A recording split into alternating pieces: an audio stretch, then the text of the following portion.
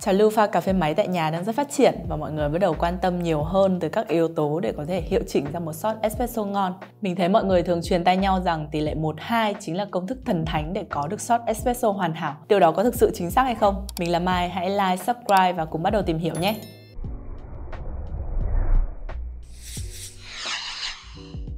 Công thức, những con số là những công cụ tuyệt vời để kiểm soát việc chiết xuất của cà phê.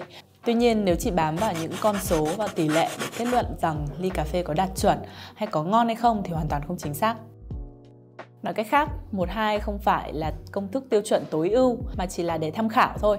Tiêu chuẩn mà bạn cần hướng tới chính là hương vị. Khi điều chỉnh hương vị của cà phê thì bạn sẽ cần cố gắng để đảm bảo một số yếu tố như nhiệt độ, áp suất sẽ không thay đổi. Vậy chúng ta sẽ có một vài yếu tố quan trọng để kiểm soát: lượng cà phê đầu vào, cỡ xay, thời gian và lượng cà phê đầu ra. Hãy cố định lượng cà phê đầu vào, ví dụ đây là 18g. Cỡ xay chính là yếu tố ảnh hưởng lớn nhất tới việc chiết xuất cà phê của bạn. Việc hiệu chỉnh espresso lúc này tập trung vào việc tìm ra một cái cỡ xay để giúp bạn đạt được một lượng cà phê nhất định trong một khoảng thời gian. Mình chỉ coi 1:2 là một công thức tham chiếu để ban đầu nếu như bạn có một loại cà phê chưa biết phải pha như thế nào thì bạn có thể thử pha ở công thức 1:2 trước. Mình sẽ lấy một ví dụ về việc mà mọi người chỉ sử dụng tỷ lệ làm tiêu chuẩn khi mà pha 3 công thức Richetto, Espresso và Lungo tương ứng với 3 tỷ lệ là 11, 12 và 13. Thường thì mọi người sẽ không thay đổi cỡ xay mà chỉ tắt sớm hơn để lấy ít cà phê hơn cho Richetto và sẽ kéo dài thời gian chiết xuất để lấy nhiều cà phê hơn cho Lungo. Thì mình có một bảng minh họa ở đây. Nếu làm theo cách như ở trên, bạn sẽ có một ly Richetto bị chiết xuất thiếu, mặn, chát, đắng và quá chua, cùng với một ly Lungo bị chiết xuất quá, chát, đắng và khét. Theo cảm nhận của mình thì Richetto và Lungo rất thú vị so với uống espresso thông thường. Shot Richetto sẽ đậm đà, đôi khi là đậm gấp đôi so với espresso. Hương hay vị đều mạnh hơn rất nhiều. Lungo lại cho bạn cảm giác dễ chịu của một ly cà phê máy không quá đậm. Hương hay vị được kéo giãn sẽ giúp bạn cảm nhận được rõ ràng hơn hương vị của loại cà phê đó và rất phù hợp cho cà phê Giang Lai. Còn điều mà bạn mong đợi từ espresso sẽ là sự cân bằng cả về độ đậm và hương vị.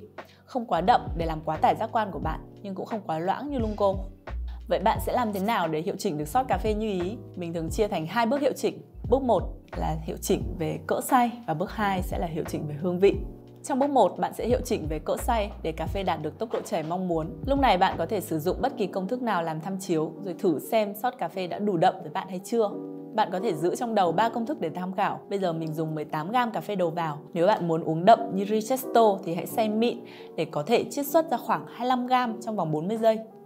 Nếu bạn chỉ muốn độ đậm như espresso thì hãy xay thô hơn một chút để có thể chiết xuất được khoảng 35g trong vòng 25 giây. Còn nếu bạn muốn nhẹ nhàng như Lungo thì hãy xay thô hơn để có thể chiết xuất được khoảng 50g cà phê trong vòng 20 giây.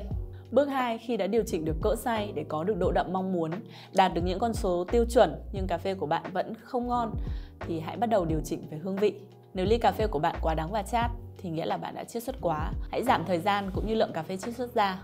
Nếu quá chua và mặn cũng như không có hậu vị thì nghĩa là cà phê của bạn đang chiết xuất yếu. Hãy tăng thời gian cũng như lượng cà phê chiết ra. Rõ ràng không phải cách đúng khi mặc định rằng pha tỷ lệ 11, 12 hay 13 để có cà phê ngon. Tỷ lệ 12 hay 13 nên được hiểu rằng đó là kỳ vọng về độ đậm của shot espresso mà bạn cần. Và dù chọn độ đậm nào thì việc bạn phải làm vẫn là hiệu chỉnh để đạt được hương vị mong muốn. Hãy thử áp dụng quy trình hiệu chỉnh 2 bước mà mình đã nói ở trên và comment cho chúng mình biết kết quả nhé!